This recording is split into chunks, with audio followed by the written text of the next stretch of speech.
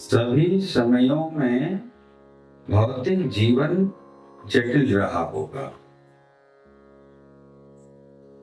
लेकिन वर्तमान समय में यह शायद पहले से कहीं अधिक भौतिकवादी और इस कारण अधिक जटिल हो गया है। इस संदर्भ में एक सामान्य वयस्क व्यक्ति के लिए क्या आदर्श जीवन शैली और दैनिक दिनचर्या होनी चाहिए जो उसकी अपनी इच्छाओं, परिवार और मित्रों के प्रति जिम्मेदारियों तथा समाज के प्रति उत्तरदायित्वों के बीच संतुलन बनाए रखे।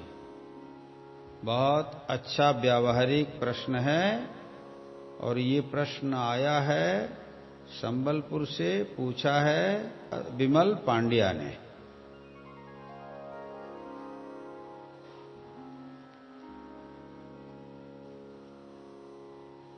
देखो, इस प्रश्न में एक पूर्व की परिकल्पना भी है कि सभी समयों में भौतिक जीवन जटिल रहा होगा।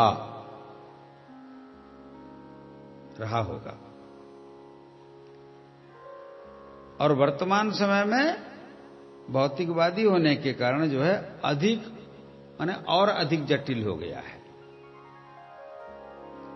तो इस संदर्भ में, इस जटिल जीवन में जटिल रहा होगा और जटिल है। तो एक सामान्य वयस्क व्यक्ति के लिए क्या आदर्श जीवन शैली और दैनिक दिनचर्या होनी चाहिए? ये एक है दैनिक दिनचर्या, एक सामान्य व्यक्ति के लिए। वयस्क व्यक्ति का है तो वयस्क शब्द दिया है तो उस पर भी चर्चा कर लेंगे। और उसके बाद का जो है ऐसी दिनचर्या होनी चाहिए जो उसकी अपनी इच्छा, परिवार और मित्रों के प्रति जिम्मेवारी तथा समाज के प्रति उत्तरदायित्व में संतुलन बनाए। यहां प्रमुख विषय है ये लास्ट, अपनी इच्छा, परिवार और मित्रों के प्रति जिम्मेदारी और समाज के प्रति उत्तरदायित्व। इन तीनों में कैसे संतुलन बनाकर के जीवन को जिए, यही है। पहली बात यह है कि जीवन सदैव जटिल है, सदैव। पहले भी था, अभी भी है और आगे भी रहेगा। क्योंकि सांसारिक जीवन को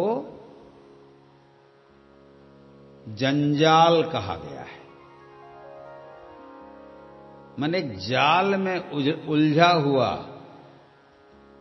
कि फड़फड़ाओ तो जितना फड़फड़ाओगे उतना फंसते जाओगे।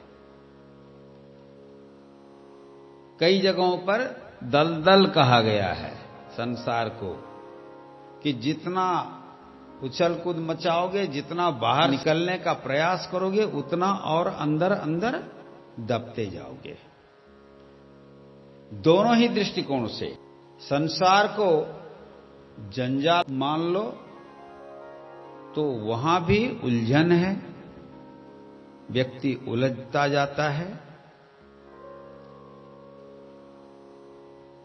और अगर दलदल मान लो तो व्यक्ति और डूबता चला जाता है। ये साधारण सांसारिक जीवन, जो जीवन काम, क्रोध और मोह से जुड़ा हुआ है, उस जीवन की बात है। वे मुक्त नहीं है। ऐसे ही जीवों को बद्ध कहा गया है वेदांत में। ये बद्ध जीव हैं। आशापाश शतैर बद्धा।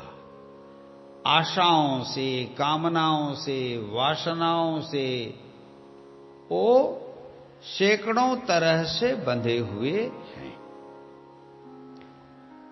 ये जो बद्ध जीव हैं, इन्हीं को वेदांत की भाषा में अज्ञानी कहा गया है।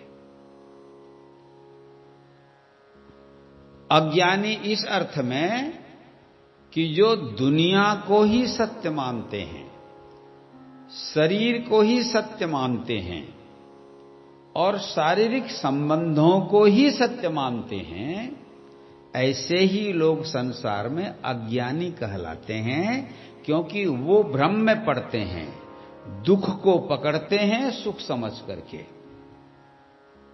मौत को पकड़ते हैं अमृत समझ करके, भोगों को पकड़ते हैं योग समझ करके। तो परिणाम क्या होता है? भोग से रोग होता है और जीवन उनका दुखदाई बन जाता है।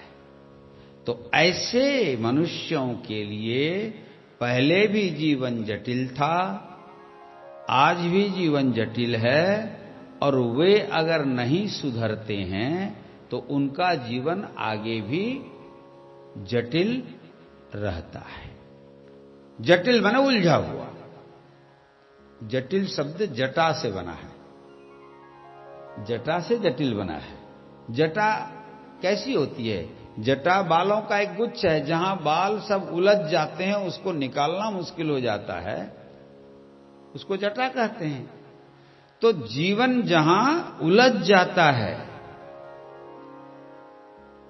जीवन जहां क्रिया, वाणी, विचार, संयम सबसे बिल्कुल उलझ जाता है, वो जटिल हो जाता है। तो पहले भी जीवन जटिल था, आज भी जीवन जटिल है।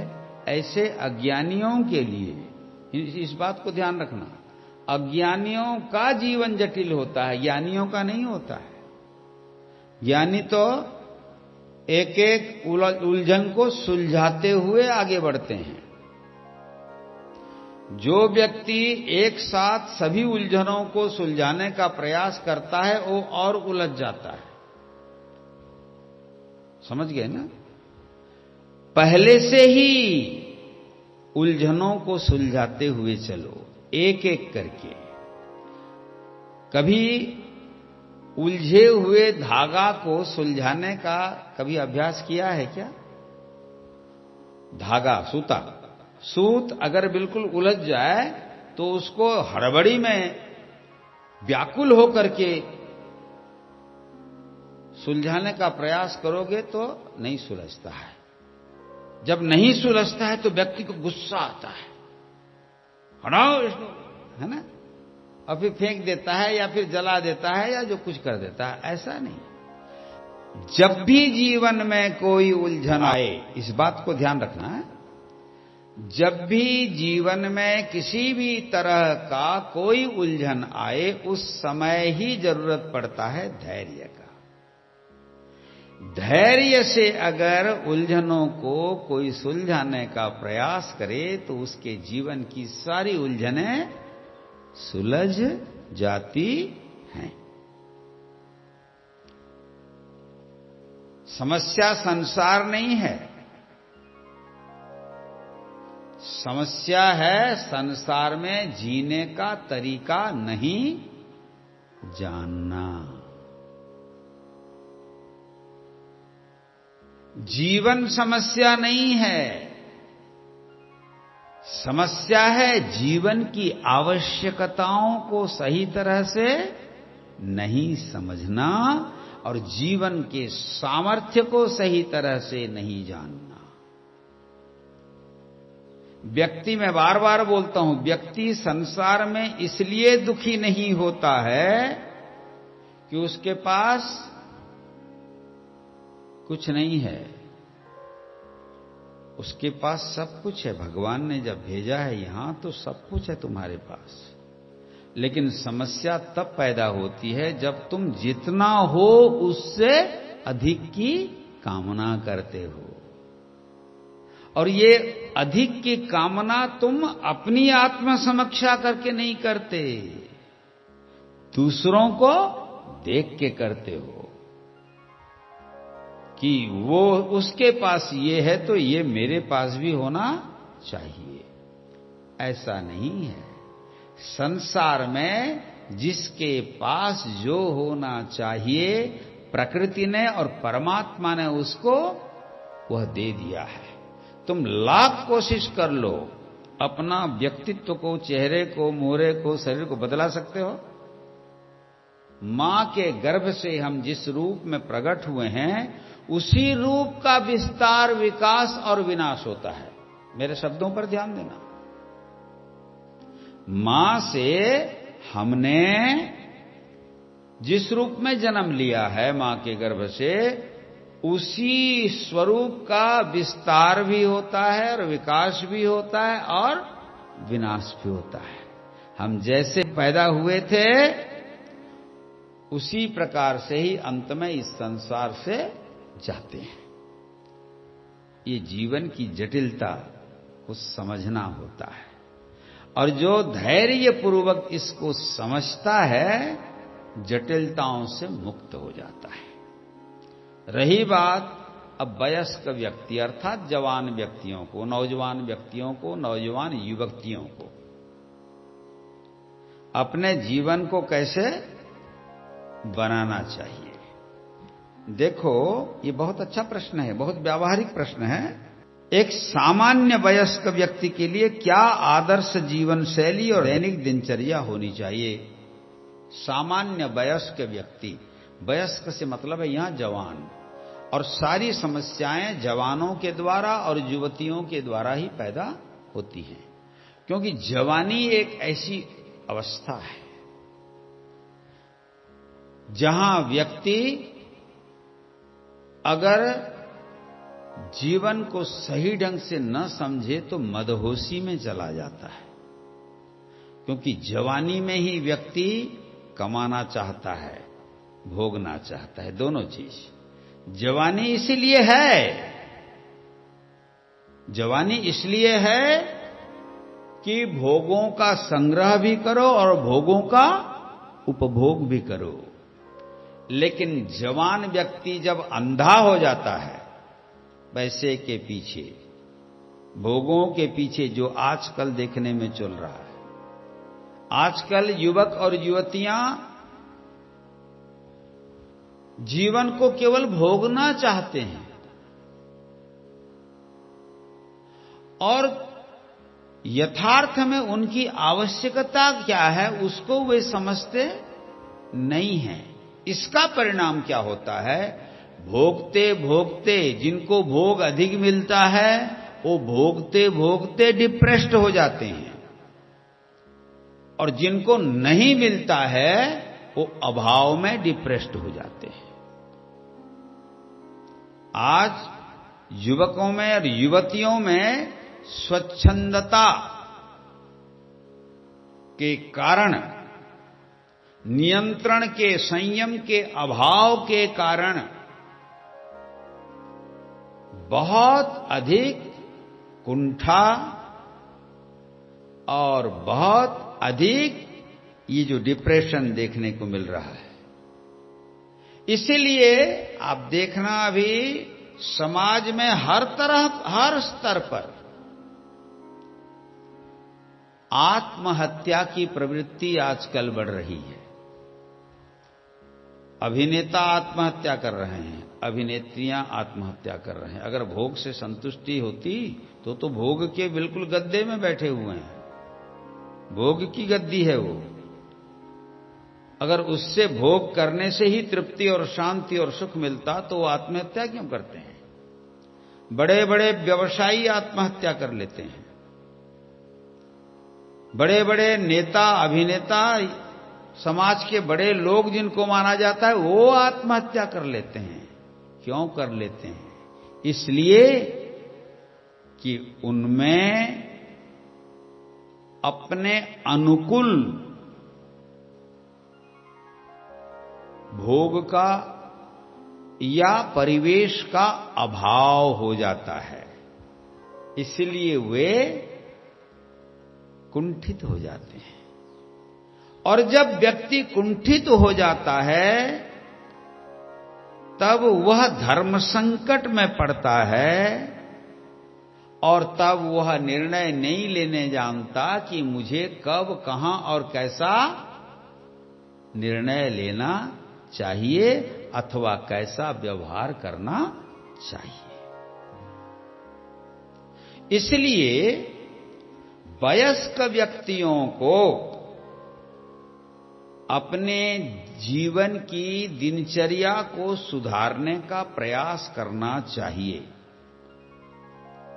और ये मैं आजकल के उन युवक युवतियों को बोल रहा हूं जो अति मात्रा में भौतिकवादी होकर कैरियर बिल्डअप करने के नाम पर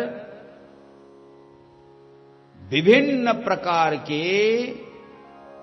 असंतुलित, असंयमित एवं असामाजिक कार्यों में लिप्त होते हैं।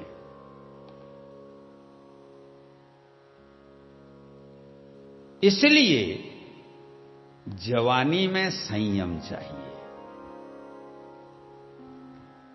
संयम जवानी में चाहिए। बचपन में तो खेल कूद है,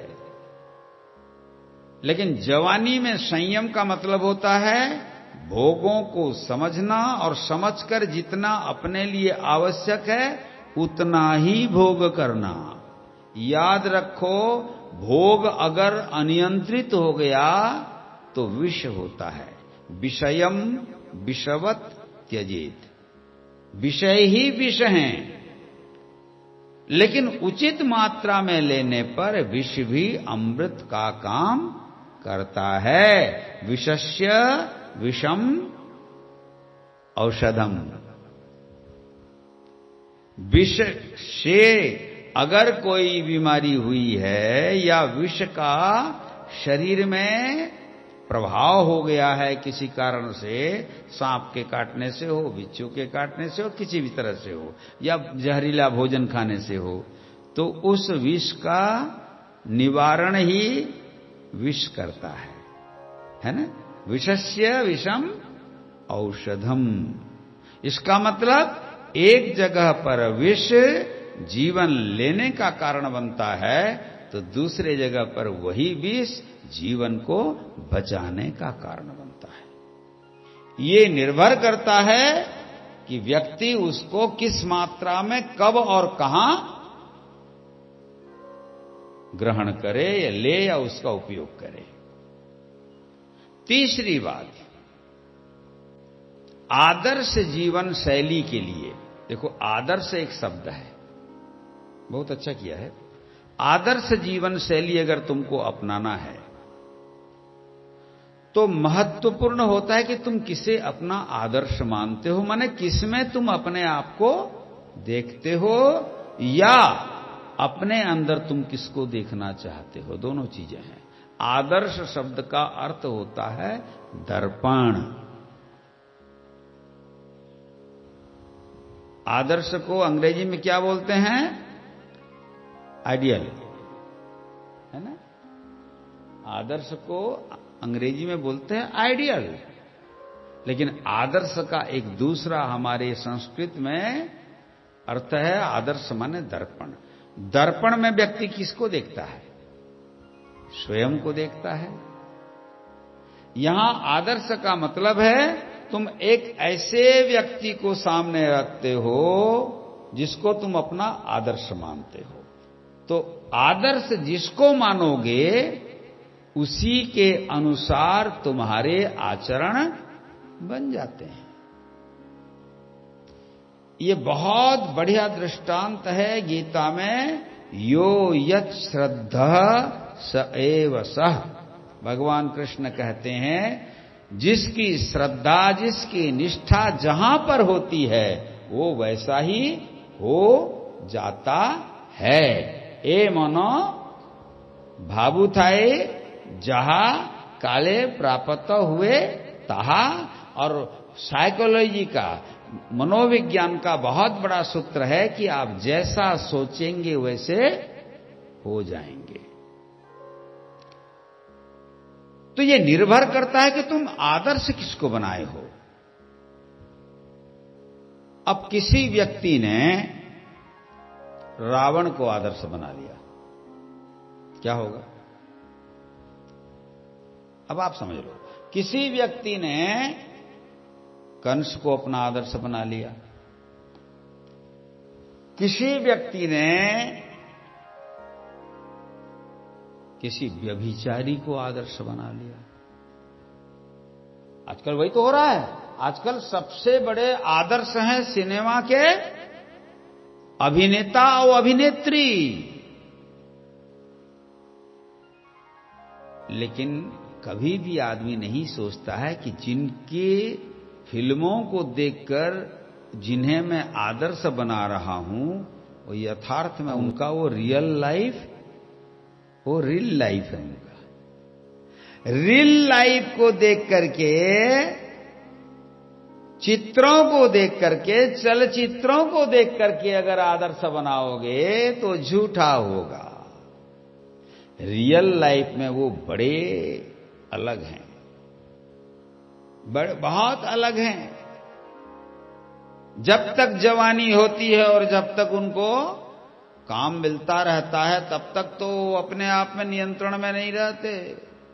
लेकिन जब फिल्म का काम मिलना बंद हो जाता है तो देखना ऐसे बहुत सारे लोगों को जो अपने जीवन को व्यवस्थित बना के आगे नहीं बढ़ते हैं, ऐसे बहुत सारे अभिनेत्री और अभिनेताओं का जीवन देख लेना, पढ़ लेना। मेरा कहने का, देखो भाई, मैं इसको अभिनेता और अभिनेत्रियों के समालोचना के लिए नहीं बोल रहा हूं, वो तो कला है, कलाकार हैं। लेकिन कलाकार की जिंदगी वास्तविक जिंदगी नहीं है जिसको तुम मंच पर देखते हो। मंच से बाहर उसकी जिंदगी बिल्कुल अलग है। हंसता हुआ, खिलखिलाता हुआ चेहरा जिसे तुम मंच में देखते हो, अपने अकेले में वो रोते रोते अपने जीवन को जीता है। हम जानते हैं, हम केवल वेदांत और वो सब नहीं पढ़ते। गीता, भागवत, पुराण के साथ साथ हम सामाजिक जीवन में जो चरित्र हैं उनका भी अध्ययन करते हैं, इसीलिए इतने स्पष्ट ढंग से बोल पाते हैं। तो आदर्श बनाओगे तो तुम अपने लिए एक ऐसे व्यक्ति का चयन करो जिनके आचरण तुम्हें सफलता की ओर, समृद्धि की ओर तथा तृप्ति, शांति की ओर ले जाए। आदमी का मन अगर शांत है तो उसके पास कुछ हो ना हो वो आनंद में रह सकता है। और आदमी का मन अगर चंचल है, अशांत है, तो अरबों हो, खरबों हो, वो विक्षिप्त रहेगा, अशांत रहेगा, अस्थिर रहेगा और दुखी रहेगा। इसलिए वस्तु में सुख खोजना मूर्खता है, और यही मूर्खता सब लोग करते हैं। 99% लोग, मूर्खता से मतलब अज्ञता है, 99% लोग इसी अज्ञता में डूबे रहते हैं कि वो अगर पैसा उनके पास बहुत हो जाए तो सुखी हो जाएंगे, घर द्वार जमी बाड़ी हो जाए, पद प्रतिष्ठा हो जाए, मंत्री मिनिस्टर बन जाएं, और कुछ हो जाए, और सोशल मीडिया में बहुत वायरल हो जाएं, और क्या है वो, क्या फॉलोवर्स बढ़ जाएं। आजकल वो पागलपन बढ़ता है, किसी का कोई फॉलो लाइक करते हैं ना। हाँ, इंस्टाग्राम, फेसबुक, एक्स, क्या क्या जो चल रहा है आजकल, लाइक करते हैं तो आदमी देखता है कि मेरे तो 10 लाख फॉलोवर्स हो गए, बड़ा खुशी होता है। और 10 लाख में से 10 आदमी भी तुम्हारे नहीं है, वो भी टाइम पास कर रहे हैं और तुम भी टाइम पास कर रहे हो। जो व्यक्ति ऐसे पर भरोसा रखता है वो 10 लाख, फिर आजकल तो ये लाइक करना खरीदा जाता है, खरीद करके लोग लाइक करवा रहे हैं। बहुत सारी बातें हैं। तो मेरा कहने का मतलब, आदर्श जिसको बनाते हो तुम भी वैसे हो जाओगे। इसलिए आदर्श का चयन करना बहुत जिम्मेवारी वाला काम है। उसके बाद संतुलन कैसे बनाओगे अपने में, परिवार के लोग और समाज, स्वयं का परिवार और स्वयं का समाज, इन तीनों के प्रति जो व्यक्ति अपने उत्तरदायित्वों का ठीक ठीक निर्वहन करता है, वो व्यक्ति भी आदर्श बन जाता है, वो व्यक्ति भी स्मरणीय बन जाता है। लेकिन आदमी केवल अपने आप को देखे, अपने ही इच्छाओं की पूर्ति करे, अपनी ही जिद में अड़ा रहे कि मैं जो करता हूं वही ठीक है और बाकी जो करते हैं मूर्ख हैं, तो ऐसा ही व्यक्ति मूर्ख कहलाता है। ऐसा व्यक्ति जो अपने ही आपको देखता है, जिनको सेल्फिश कहते हो, आत्म केंद्रित, यहां आध्यात्मिक अर्थ नहीं है, व्यावहारिक अर्थ में आत्म केंद्रित का मतलब होता है सेल्फिश, सेल्फ सेंटर्ड व्यक्ति है ना, वो स्वार्थी कहलाता है। अगर व्यक्ति केवल अपने बारे में ही सोचे, अपने को ही सब कुछ सोचे, अपने ही निर्णयों को सर्वोत्तम समझे, तो समझना वो जीवन में असफल होगा, वो सफल नहीं हो सकता। क्योंकि वह न किसी का परामर्श मानेगा, न किसी को आदर्श बनाएगा, वह तो केवल अपने आप में अपना ही सब कुछ हो जाएगा। ऐसा व्यक्ति दूसरों का कुछ नहीं कर सकता। लेकिन यहां मनुष्य जन्म हुआ है दूसरों के लिए। वही मनुष्य है कि जो मनुष्य के लिए मरे। मनुष्य उसे कहते हैं जो औरों को सुख देता है, औरों की सहायता करता है, समय असमय पर औरों के सामने खड़ा होता है। अर्थात जिसके अंदर दया हो, करुणा हो, ममता हो, प्रेम हो, है ना, सहयोग की भावना हो, वो मनुष्य है।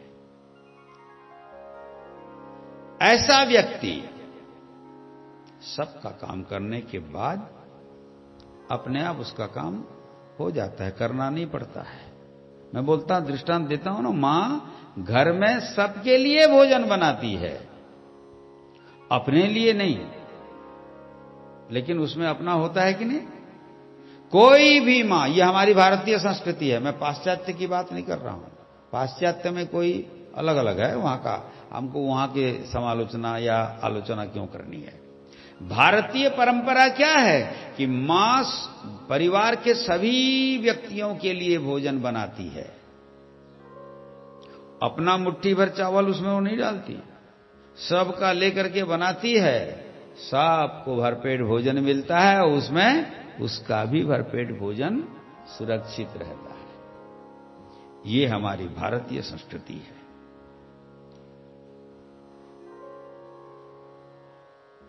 ये प्रश्न एक ऐसे व्यक्ति से संबंधित है जो गृहस्थ है।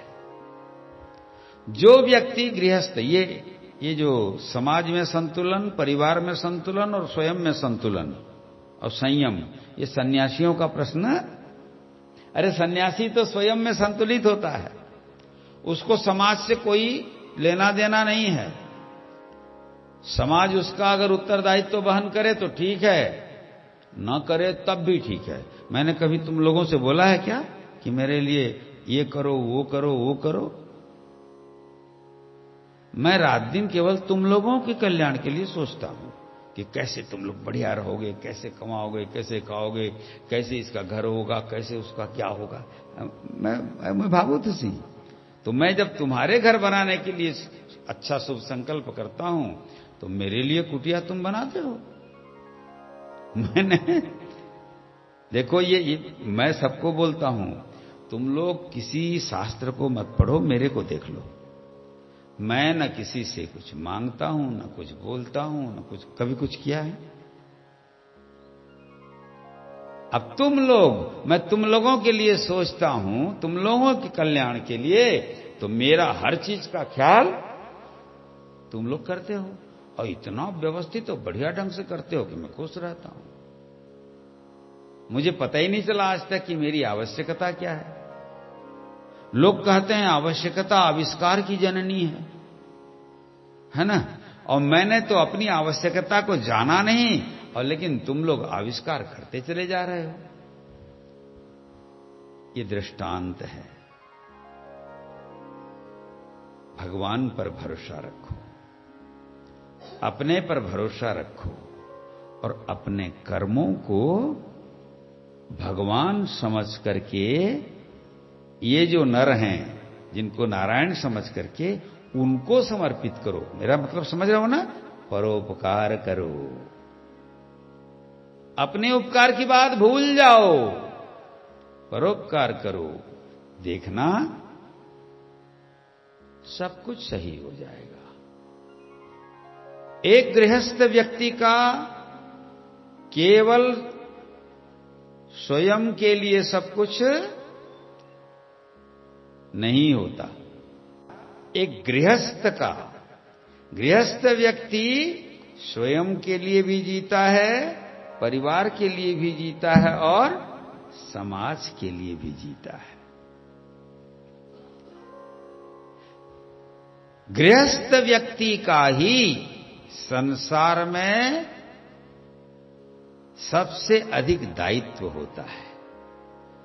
गृहस्थ आदमी जितना झेलते हैं उतना सन्यासी, ब्रह्मचारी और वानप्रस्थ नहीं झेलते हैं।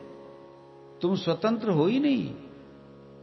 सास का कंट्रोल है तो पति का कंट्रोल है, ससुर का कंट्रोल है तो बेटा का कंट्रोल है कि नहीं? एक मां के लिए, एक नारी के लिए कितना मुश्किल होता है सब कुछ। ऐसे एक पुरुष के लिए, पिता के लिए भी, बाप के लिए भी। तो पुरुष हो या स्त्री जो गृहस्थ हैं, संसार में उनका उत्तरदायित्व सबसे अधिक महत्वपूर्ण होता है, क्योंकि वो हैं, इसीलिए संसार है। अगर गृहस्थ नहीं होते तो ये संसार नहीं होता। ब्रह्मा के साथ ब्रह्माणी नहीं होती, विष्णु के साथ लक्ष्मी नहीं होते, और शंकर जी के साथ पार्वती नहीं होती, राम के साथ सीता और कृष्ण के साथ रुक्मिणी नहीं होती। मैं राधा का नाम नहीं ले रहा हूं जान करके, जानबूझकर, है ना? तो ये संसार बना होता क्या?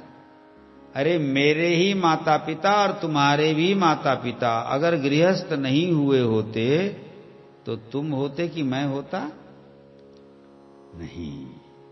गृहस्थ सृष्टि के क्रम को आगे बढ़ाते हैं, वंश की परंपरा को आगे बढ़ाते हैं, और उनके ही समुदाय का नाम समाज है। व्यक्ति का जो इकट्ठा स्वरूप है वही समाज है।